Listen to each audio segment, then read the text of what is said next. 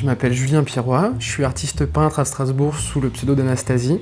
Ça fait 1 an que je travaille à mon compte, j'ai fait plusieurs expositions au début dans les bars, dernièrement dans une agence bancaire. Et là, je commence de nouveaux projets autour de l'idée du miroir et du reflet. Mon parcours, j'ai commencé par un bac S parce que j'ai toujours beaucoup aimé les sciences.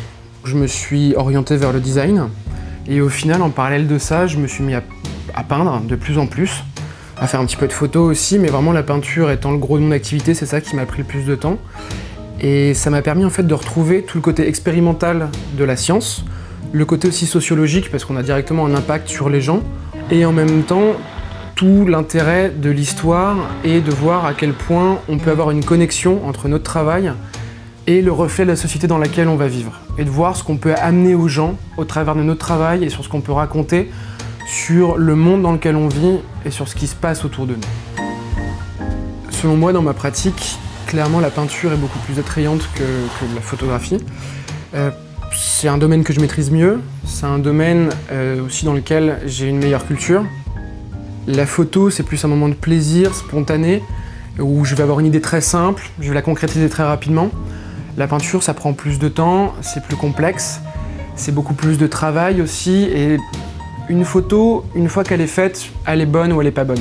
Un tableau, ça peut être un combat beaucoup plus long, et je trouve que du coup, ça s'en sent sur le résultat qui peut être aussi beaucoup plus profond.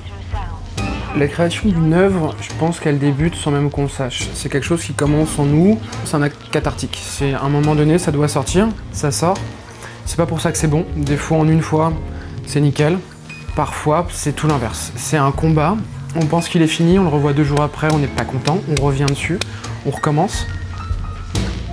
Dans ma démarche, qui reste mine de rien scientifique, l'expérimentation, elle est au cœur de ma pratique. C'est toujours essayer d'utiliser très peu d'éléments, mais du coup les combiner continuellement de nouvelles manières en fait. C'est ça, c'est travailler avec 3 éléments différents, mais de changer la dilution, de changer le moment où je vais les ajouter les uns aux autres, de changer l'état du matériau de base, d'arriver à chaque fois à un résultat différent, mais avec une marque qui va être la mienne.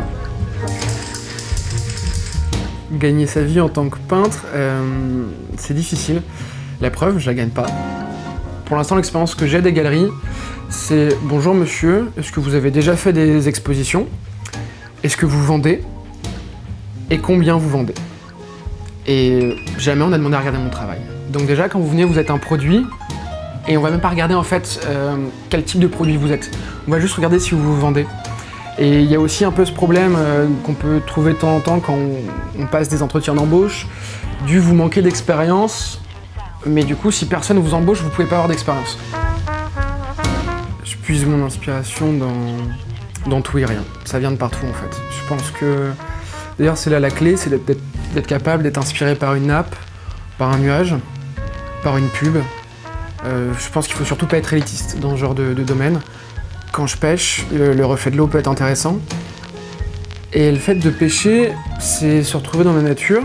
Il y a un côté apaisant qui vient justement contrebalancer tout le côté de la peinture et l'acte des fois violent et sous tension qui me permet de sortir un tableau. Donc ça me permet de me poser et puis en même temps de redevenir spectateur et de regarder tout ce qu'on oublie de regarder. La pêche, au fond, c'est peut-être même qu'un motif pour se retrouver dehors et être contemplatif. C'est retrouver la nature de mon enfance que j'ai eue, l'apaisement et le fait d'être tout seul. Surtout le fait d'être tout seul, je crois.